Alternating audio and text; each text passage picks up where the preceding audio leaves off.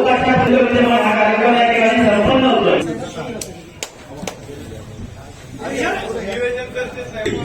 शिवाजी महाराज की जय, छत्रपती शिवाजी महाराज की जय। त्यांची जात आहे त्यामुळे पाठीवर वार करणाऱ्या गरजे नाही, वार केला तर समोरून छाताळावं। 65 किलोची तलवार वागवतो त्याचं नाव यशाजी, 2000 शत्रूंचे एकटा झुंजतो त्याचं नाव बाजी, हा कुठला तरी लढत राहतो त्याचं नाव तानाजी, 8 तासामध्ये दिल्लीवरून पुण्याला घोडा आणतो त्याचं नाव संताजी, 1.5 तासामध्ये शत्रूच्या छावणीत घुसून शत्रूचा कळस कापून आणतो त्याचं नाव धनाजी, वाघाला मारतो त्याचं नाव संभाजी, आणि या सगळ्यांना एकत्र करून स्वराज्य निर्माण करतो त्याचे नाव शिवाजी।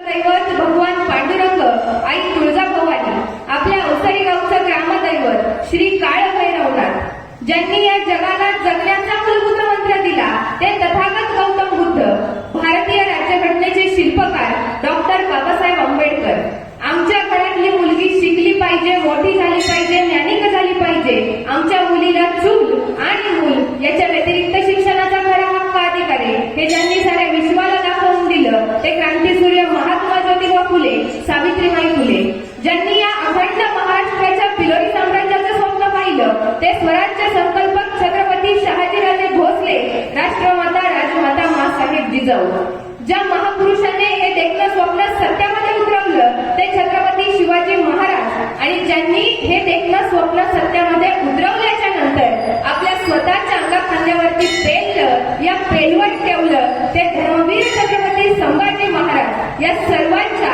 पवित्र सृष्टीत विनम्रतेने अभिवादन करून मी कुमारी कराळे सृष्टी राहुल छत्रपती शिवाजी महाराजांचं गुणगान गाण्यासाठी तुमच्या समोर उभी आहे।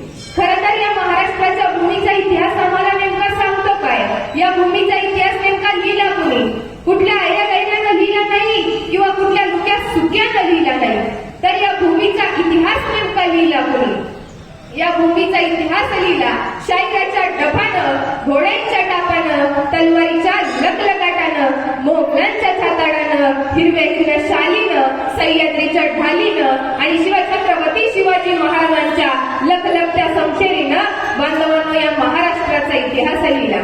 आज 350 वर्षांपूर्वी या महाराष्ट्राच्या भूमीला एक कर्तृत्ववान वीरपुत्र मिळाला, ज्याने स्वतःच्या धैर्यानं, शौर्यानं, पराक्रमानं, धाडसानं अन जिद्दीनं या महाराष्ट्राला होत्याचं नव्हतं आणि नव्हत्याचं होतं केलं आणि या महाराष्ट्रात मराठ्यांचा भगवा झेंडा रोवला। अनेक स्वकीय अनपरकीय संतांनी सत्ता या महाराष्ट्राच्या उरावर थया थया नाचत होत्या, स्त्रियांची अब्रूची अब्रू लुटली जात होती, अनेक बायकांच्या कुंकवाचा गणी मारला जात होता, शेतकऱ्यांना कोणी कैवारी राहिला नव्हता, मोगलांचं तांडव माजलं होतं, हाडाची काढा आणि रक्ताचं पाणी करून माणसं जगत होती। अशा परिस्थितीत या महाराष्ट्राला हवा होता तो नवा झंकार, एक जगमगता पेटता अंगार। अखेर ती वेळ आली आणि सह्याद्रीची गर्जना झाली।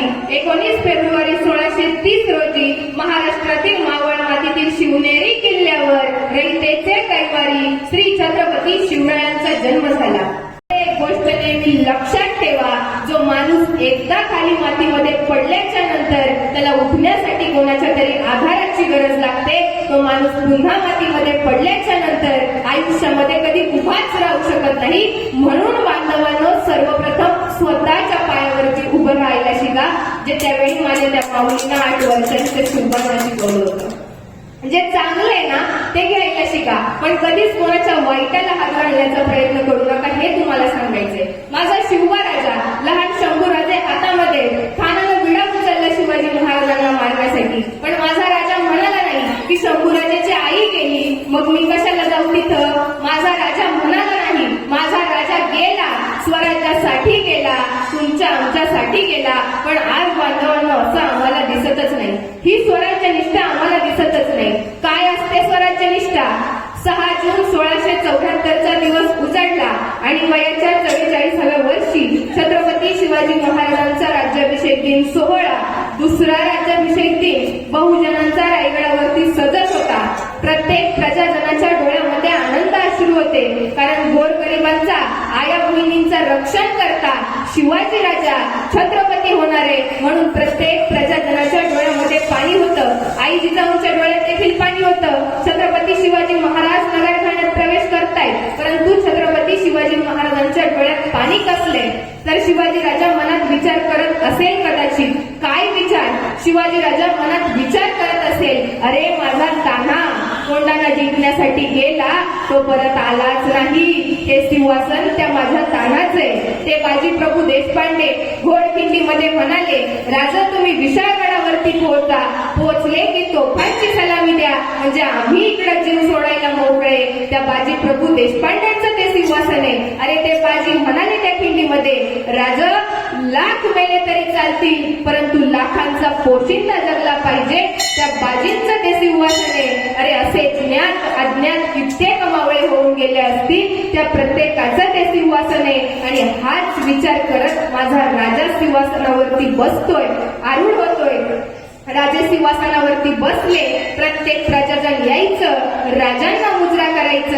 आई जिजाऊ आल्या, राजांकडे गेल्या, राजे सिंहासनावर उठले, 2 पावलं पुढे गेले, आईचा चरण स्पर्श केला. राजमाता जिजाऊंनी आलिंगन दिलं आणि जिजाऊ शिवबांना सांगतायत, शिवबा आज खऱ्या अर्थानं तुम्ही प्रजेचे छत्रपती झालात. आता आम्हाला चिंता नाही, पण लक्षात ठेवा शिवबा, ज्याप्रमाणे आम्ही तुम्हाला तळहाताच्या पोळाप्रमाणे वाढवलं, मोठं केलं, त्याप्रमाणे लक्षात ठेवा शिवबा, ही प्रजा याला देखील तळहाताच्या पोळाप्रमाणे वाढवा, मोठं करा. हे संस्कार राजमाता जिजाऊंनी छत्रपती शिवाजी महाराजांना दिले.